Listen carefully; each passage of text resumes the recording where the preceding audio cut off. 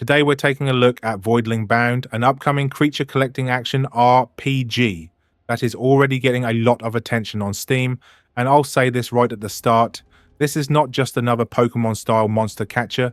Yes, you collect creatures, yes you hatch them, yes you build up a team, but the way Voidling Bound handles the whole idea feels completely different. Instead of walking around as a trainer and sending creatures into battle, you are on a spaceship, working from a sci-fi lab and habitat, and the real twist is that you actually become the Voidlings yourself. You don't just command them, you bind with them, you fuse into them, and once you're linked, you go out into these alien worlds and fight, explore, survive, evolve, and bring back new eggs and resources to make your Voidlings stronger. The best way I can describe it is this. Imagine a creature catching game mixed with a sci-fi third-person action game, with a little bit of survival arena gameplay, a little bit of monster evolution, and a big focus on building your creatures in your own way. And the good news is, you don't have to just wait for release to try it. There is a free demo available right now on Steam, so you can jump in and see for yourself whether this one is for you.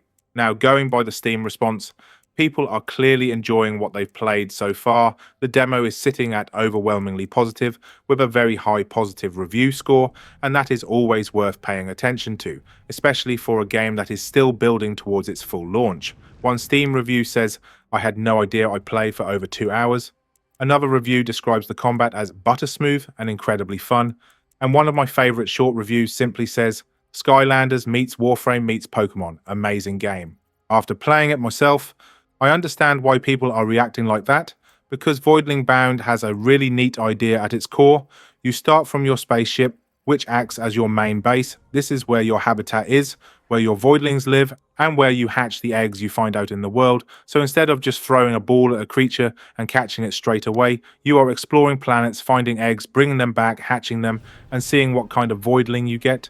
That already gives it a different feel. It makes the creature collecting feel more like discovery.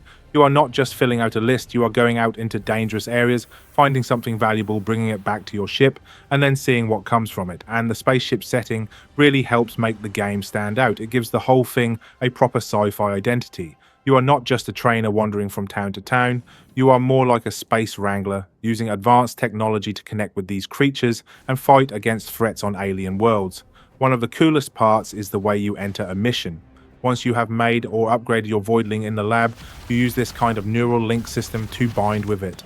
The idea reminded me of something from The Matrix, where they lie down and connect into another world. In Voidling Bound, it has that same kind of feeling. You are in the lab, you link into the creature, and then you become the Voidling.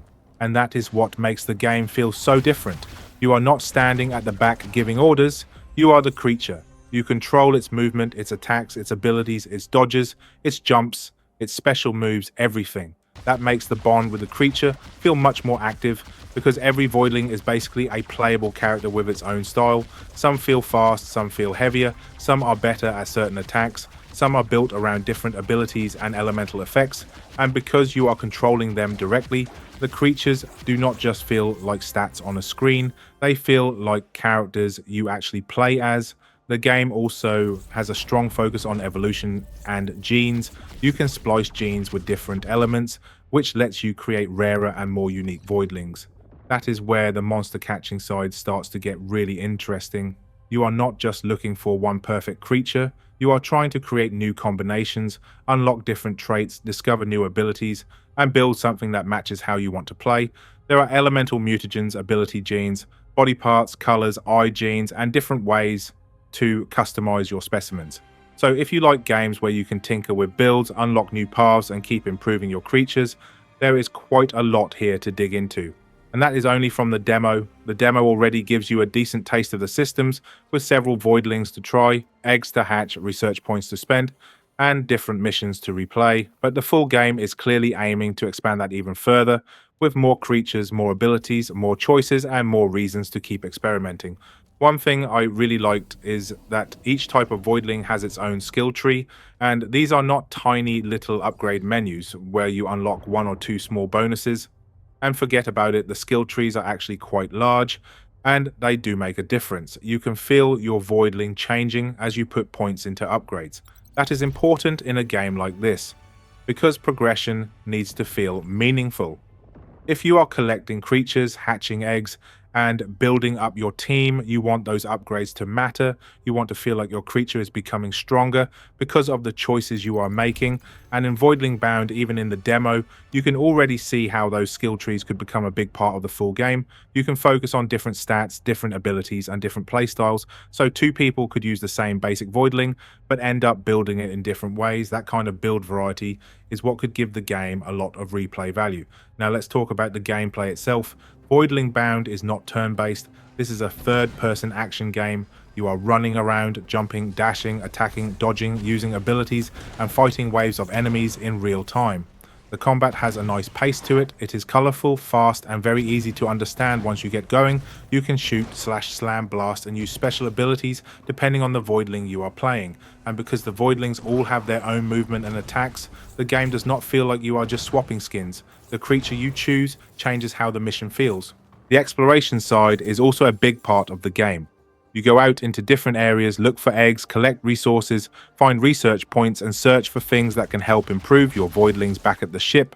This is where the game starts to feel more than just a combat arena. You are not only fighting enemies, you are also looking around the world for useful things. That loop of exploring, finding eggs, returning to the ship, hatching them, upgrading your Voidlings, and then heading back out again is really satisfying. The game also has different mission types. You can go exploring, where the focus is more on moving through the area, finding things, and fighting enemies as you go. But there is also a survival style mode where you have to last through waves of baddies and then face a boss at the end. That mode gives the game a more intense feeling because you are trying to survive long enough, manage your abilities, and make sure your Voidling is strong enough to deal with whatever comes next. And honestly, this is where the upgrades really start to matter. When you are fighting through waves and then a boss turns up, you can feel the difference between a Voidling you have barely touched and one you have properly invested in. The skill tree, the genes, the abilities, and the elemental choices all start to come together. That is the part that makes me excited for the full game. Because if the demo already has this much going on, the full version could have a lot of depth for players who enjoy experimenting with builds. Another thing worth mentioning is the art style. Voidling Bound has a colourful sci-fi look. The Voidlings themselves are cute, strange, and full of personality, while the planets and environments have that bright alien feeling. It does not look like a dark, serious sci-fi game. It has a more playful creature collector style, but with action combat and a futuristic setting. That mix works really well. The creatures are clearly meant to be fun to collect, but the combat gives the game more energy than a traditional monster catching game. It feels like the developers are trying to make something familiar enough for fans of creature games, but different enough that it has its own identity. And that is the big thing here. Voidling Bound is not trying to be Pokémon in space. It is taking the idea of creature collecting and pushing it into a different direction. You are not just catching monsters and choosing attacks from a menu. You are hatching creatures, modifying them, splicing genes, upgrading skill trees, and then directly controlling them in real-time battles. That is what makes it feel fresh. For me, the strongest part of the game is the sense of connection between the player and the creature. The idea that you are not just using the Voidling, but actually binding with it and becoming it, gives the game a really cool hook. It makes every new Voidling feel like a new playable character. And when you hatch a new egg, you are not just thinking, what stats does this have? You are thinking, what does this play like? What abilities can I unlock? What can I splice into it? What kind of build can I create? And is this going to be my new favorite creature? That is exactly the kind of feeling a creature catching game needs. Now, is it perfect? No, of course not. It is still a demo, and some players have mentioned things they would like to see improved, like more creature variety, deeper bonding mechanics, performance options, or more rewards for exploration. But that is also part of why a demo is useful. It gives players a chance to test the game, and it gives the developers feedback before the full release. The important thing is that the foundation feels strong, the idea is strong, the gameplay is fun, the creature designs are interesting, the upgrade systems already have depth, and the Steam reviews show that a lot of players are having a good time with it.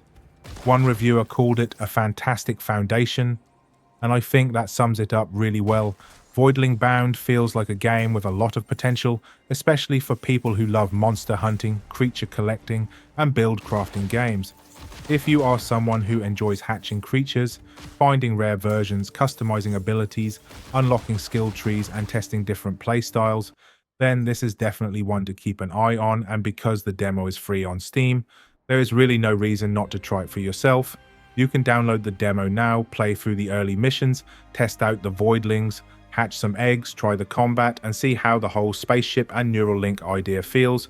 For me, after playing it and looking at the reaction from Steam players, I can honestly say that anyone who is a fan of monster hunting or creature catching style games will probably find something to enjoy here. It is familiar enough to pull you in, but different enough to feel new, and that is exactly what this genre needs.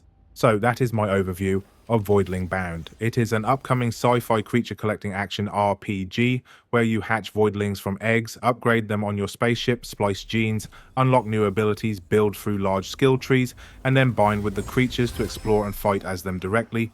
The demo is free on Steam right now, the reviews are looking extremely strong, and the full game is definitely one to watch. If you like this content, hit that like and subscribe button, and I'll see you on the next one.